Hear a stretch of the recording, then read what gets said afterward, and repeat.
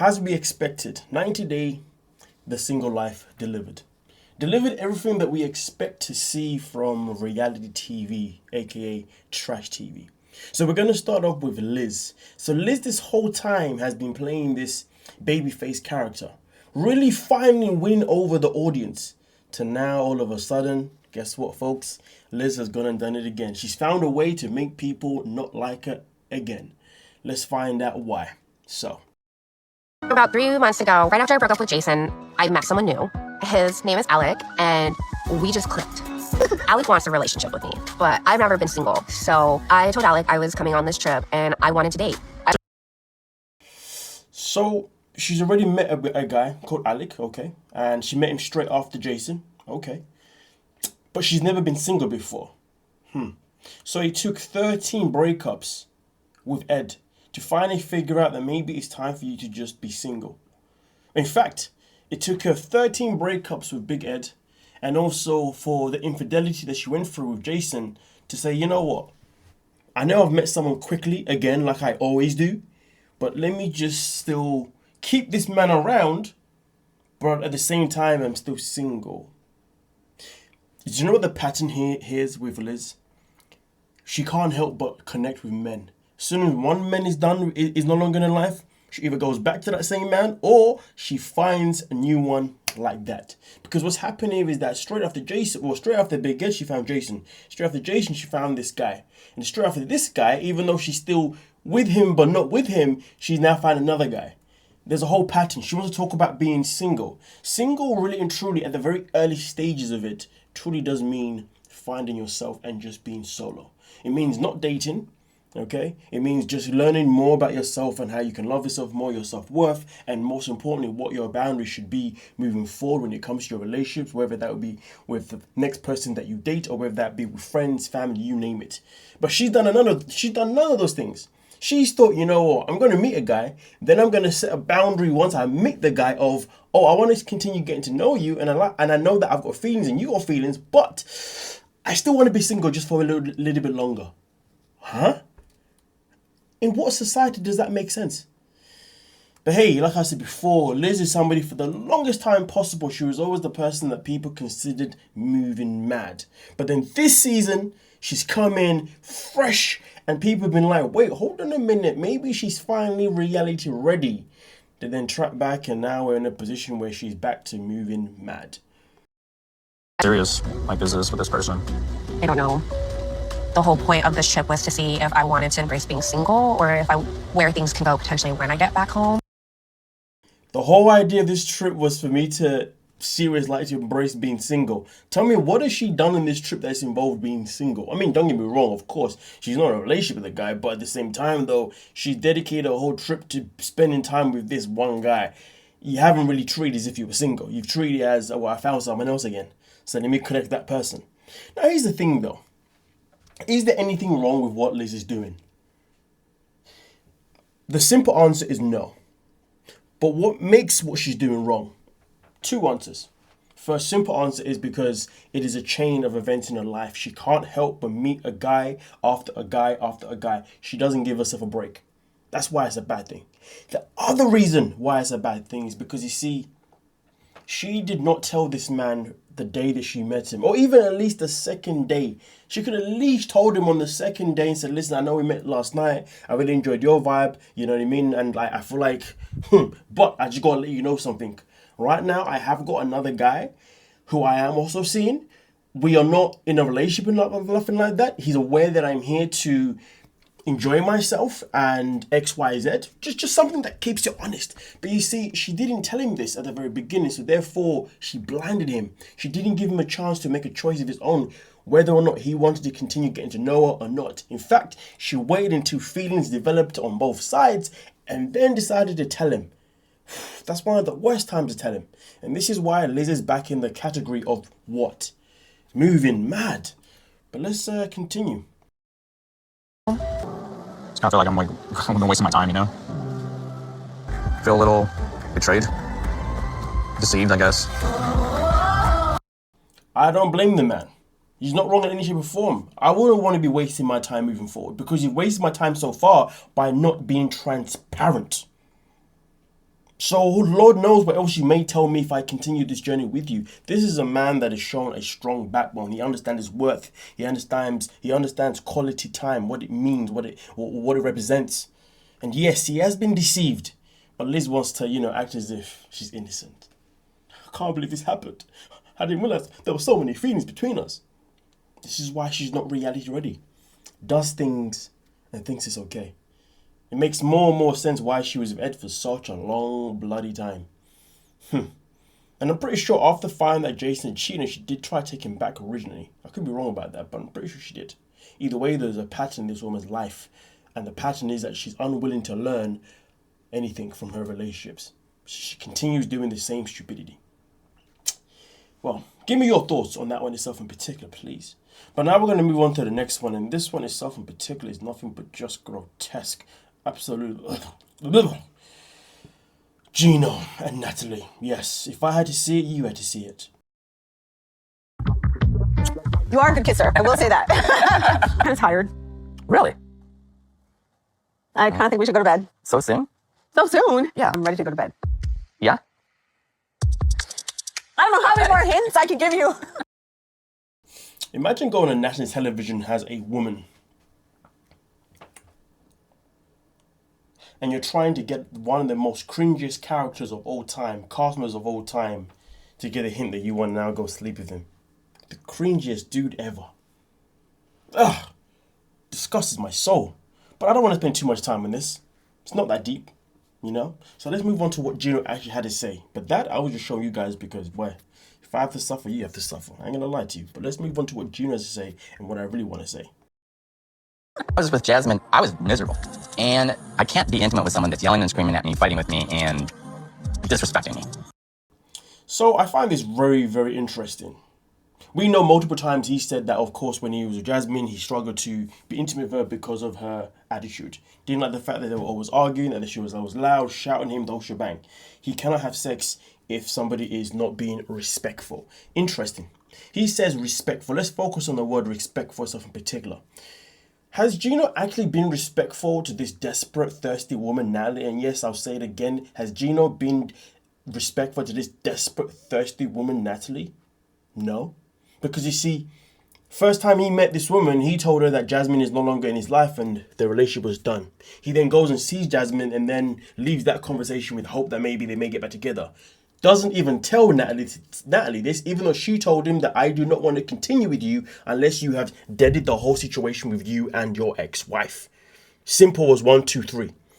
But instead of doing that, he didn't. He disrespected it. And therefore led Natalie in a position where she met Jasmine and Jasmine was unnecessarily confrontational for no reason whatsoever. And at that moment in time, Natalie said something that we all respected, and that was, I am done with this man, I'm going, I want nothing to do with you. But then she decides to come back. Comes back because she is thirsty for this man.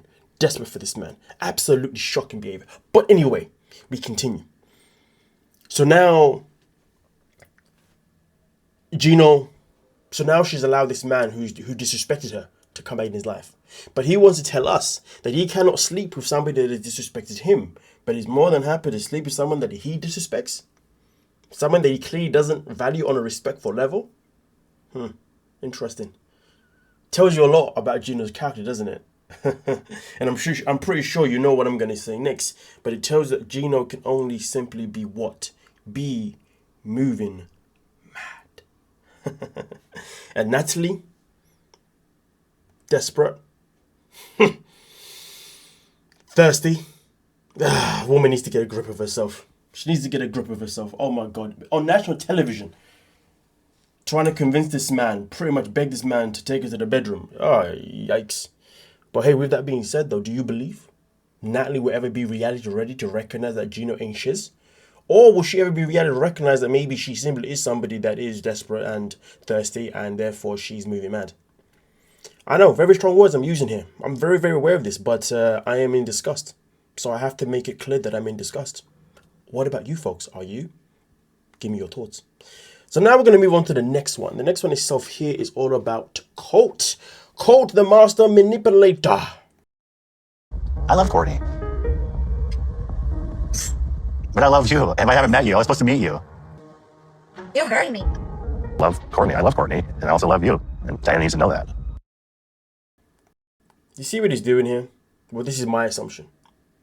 What he's doing here is trying to find out how desperate and how much this Diana is willing to wait around for him. Because you see, with Colt, he's somebody that when he enters a woman's life, he needs to find out how much control he's going to have over you. That's what he needs to find out. How much he can manipulate you and get away with his behavior. That's why he's telling her that, hey, I do love Courtney, but I also love you. Because he wants to see if she's going to cling on the hope of still being with him, despite the fact that he loves Courtney as well, in the hopes that if she accepts him, then that means they put her in a position where she's now mentally going to try as hard as possible to make sure that he forgets who Courtney ever is. He's testing her. Because you see, the only other option that she'd have in this situation would be to have a backbone and say, hold on a minute, I'm reality ready. I'm not going to take you back. I'm not going to be with you after what you just did. But of course, based on what we know now regarding the fact that Diana and Colt are together, we now know that she chose the moving mad route. So sad, so pathetic. Ugh. Do you still want me to come to Brazil? I'm feeling like your last option. I wanted the benefits of having Diana as an outlet, but also wanted the benefits of having Courtney as a girlfriend. Liberties. But either way though, let's go back to what's going on here. So he obviously says to her, do you still want me to come to Brazil? So you understand what I'm saying here. He began with, I love Courtney, but I also love you. To then proceed to ask her, but do you want me to come to Brazil? Because he's trying to test the waters. Trying to see how much he can get away with her. If he can't get away with anything, then he's not going to want her. It's that simple. This man has a dark soul. Disgusting. But hey. And now I'm going to fight like hell to get her back. Which one? Good question. Scumbag mentality. Scumbag attitude. I'm going to fight like hell to get her back. Like hell to get her back. Which one? Well, we actually know who it is because, of course, we know he's with Diana, right? Unless, of course, there's going to be a plot twist there where maybe it will be Courtney and Courtney still rejects him again and then he decides to, go back Diana again. But I'm going to say he's probably going to go Diana straight away because Courtney has not only rejected him to his face, but she's also rejected him to also his mother's face. So I'm pretty sure he knows that's now 100% a closed door. But hey, men like him who have this ego of narcissism, this ego of manipulation, sometimes they may just see it as a game to be like, okay, let me challenge this even more. Maybe his next angle is going to be, you know what, I'm just going to go directly to her parents. I went directly to her, didn't work out. Went to my mother, didn't work out. So maybe I'll go to her parents and try and manipulate them instead. Maybe that's the next last little ditch. But I don't think he has that energy, to be honest with you, so yeah. But I guess we shall wait and see. You got to give me your thoughts, my lovely peoples. But now we're going to move on to the next one. Now this one here is all about Vanja. He was blowing up my phone and obviously I couldn't pick up because we were working on my face. And I called him back after we were done and he was so angry that he ended up hanging up the phone on me. And you know that in my book, that's the reason why he was... I'm not going to lie to you. I never thought I'd ever do an episode where I'd actually be defending Vanya, to be honest with you. But yeah, I hate it when people hang up the phone. Yo, like as soon as you hang up the phone, for me, at that point, it's a long road for you to come back in my life. Disrespectful. If you hang up the phone, if you're telling me that we're never going to speak again. Point blank, period. Oh God, sorry, that one definitely is a trigger for me. But let's continue. Upset just because you didn't pick up the phone? That's it. Yeah. It's too... He completely freaked out about not being able to reach me and he hung up the phone on me. He just blew up phone on me and he got upset at me. Not my cousin, he got upset at me. I was doing the whole time. It's quite interesting where she said you got upset with me but not my cousin. Why would you get upset with your cousin though? Because this conversation's about him hanging up the phone on you. Now listen, don't get me wrong. She rang him back. So bear in mind the context here is that this man was trying to ring her multiple times and she was not answering her phone because she was getting her something to do with her face done by her cousin, right? Some permanent thing, makeup, I think it was, right? And then when she finally was free to ring him back, he then hung up the phone her pretty much. Absolutely. I mean, that level of hanging up the phone is next level. Never experienced that before. That one for me, 1000% is a deal breaker. But does it mean that she should at least give him another chance to, to make it up for himself? I mean, why not? If you're really interested in the guy and you feel like there's so many pros, then maybe it's worth giving him or her a chance. I mean, don't get me wrong. When someone's hung up the phone with me, I have given him at least one chance to, never do it again per se. You know what I mean? But yeah, don't get me wrong. But the bad taste, it has the seed has been planted though. Let's not get it twisted. Never ignore the seed that's been planted. Trust me, never ignore it. Because when people ignore the seed that's been planted, that's how you put yourself in a position where you end up in a toxic situation, a moving mad situation. Bear that in mind. So should Vanya give this man another chance? I mean, honestly, the fact that he excessively rang her the way he did, then to hang up on her when she finally rang him back, I feel like that's a massive moving mad flag that should not be ignored. And it's something that she should definitely address strongly, and however he reacts, should let her know what to do moving forward. But if her choice is to give him another chance, understand this. After you give him this chance, there are no more chances. Just my opinion. Because the level of disrespect for someone to do that tells you a lot about how they value you. And it comes down to a simple question you have to ask yourself. How much do you want someone to value you? Do you see what I'm saying? Time she was doing permanent makeup on me. I couldn't talk and he got upset because I couldn't talk. New setting, you have your family here, I have no one here, so I thought I could just kind of rely on you more. That is a ridiculous excuse. Oh, because I have no one here, I thought, I can ring you. And then, of course, when you ring me back, I'm going to hang up on you out of frustration. You're a grown-ass man. You're telling me you can't maneuver the world by yourself? You're telling me that you can't be in a location where you know no one and just get on with life? Pathetic. And, thank you so much, though. So much. Like, this is so important for me, for you to meet my family. And it's all starting off on the wrong foot. I'm actually baffled about the whole thing regarding meeting the whole family, to be honest with you. Fair enough, you've been friends with the man for over a year and a half, but you've only just started dating him. What is the rush? This woman needs to learn to slow the F down. And I wonder why she doesn't see all of these red flags. My apologies. Wrong term. All of these moving mad flags. It's not rocket science, is it now? But anyway, we continue. Don't change, because this has happened to me so many times in the past. A guy starts out one way and then it turns out that it was the opposite the whole time and they were just hiding their real personality. So is this who you are? I'm going to answer that question for her. This isn't even about him, whether this is who he is. This is about her. She said that this is a recurring thing that's happened to her in her relationships. And one thing that we know for sure with Vanya is that she loves to rush her relationships. If she didn't rush relationships with people, then maybe she would actually notice these things about people before actually making the decision to actually become an item. But you see, she's somebody that rushes the process, wants to be an item straight off the bat, and then once she's an item, all of a sudden, she's now seeing all of these cracks. The cracks that were always there, you just didn't want to see them because you was too focused on doing what? You was too focused on being labeled as, we are a couple. Rather than focusing on, okay, before we go for the label, I just need to find out and see how this person really moves in certain different scenarios. But she doesn't do that. So really and truly, this is about her rather than the men, because she's the one that's living life like it's freaking Groundhog Day. She needs to learn. But instead, Vanya's the kind of person that would say, all of these men are the ones that are always doing these things. It's one of the most frustrating things. Whenever you hear a woman say, oh, all men ain't this, or whenever you hear a man say, oh, all women are just challenging these days. You see, when people say that, remember this. You're saying it based on the people that you have continued to want to date. So you've basically dated the same type of person. And every time you've dated the same type of person, you've gone with the same approach.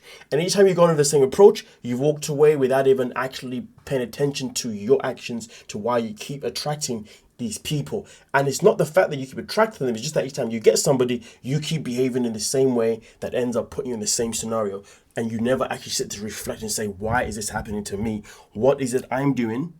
What is it that I could change, if there's anything to change? But let's not get it twisted up, because this is where things get a little bit complicated. Sometimes we don't actually have to change a single thing about ourselves. Sometimes it could just be the people that we're meeting, right? But at the same time, though, if it's the people we're meeting, that means we have to change the people that we're meeting. So to be fair, there's always something to change. So it's not that complicated, my bad. It sounded a bit complicated in my head originally, but no, yes. So just pay attention to your patterns. Your patterns will always tell you the answers that you need to know regarding the people that you date, rather than blaming the people that you date. That's a waste of your time, because you can blame them, but that ain't going to change nothing. The only thing that you can change is the power that's in your hands, and that is yourself. And Vanya is one of those people that is reality never not ready to do so. You think this is a real me? I don't know. That's why I'm trying to have this conversation. I think someone should ever be judged on one reaction or one issue or one fault. Although he has a point, at the same time, it depends on what fault you've made. This has been kind of like a running theme in some of my past relationships. A guy starts off being this amazing Prince Charming, and then they do a 180 and they become a totally different person. And who knows, is Tony becoming this totally different person?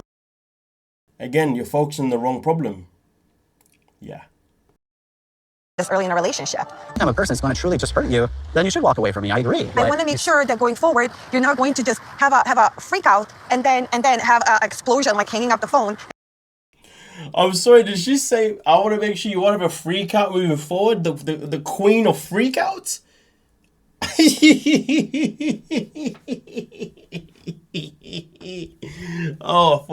Yo, I think I was just about to spaz out there. Anyway, listen.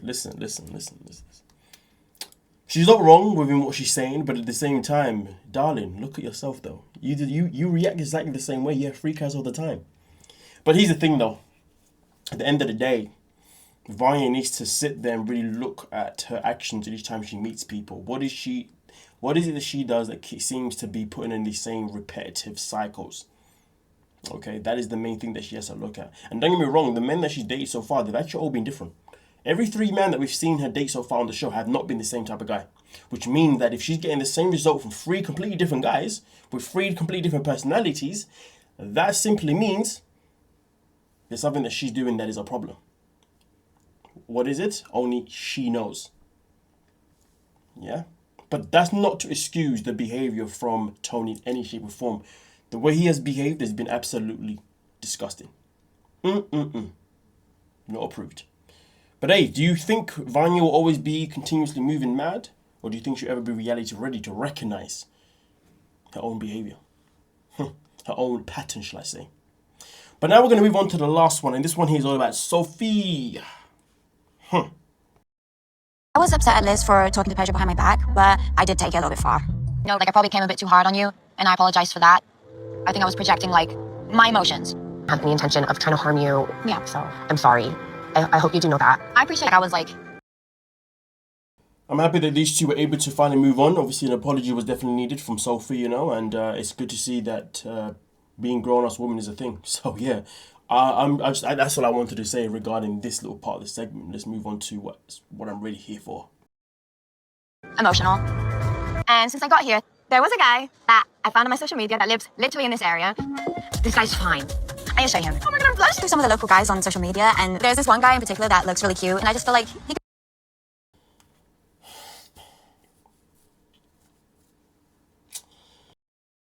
be really fun to meet up with. Okay, I'm single, I'm on holiday, and I've told Pedro I need some space. This is a little fling, a little ew. And this guy looks like the right amount of space.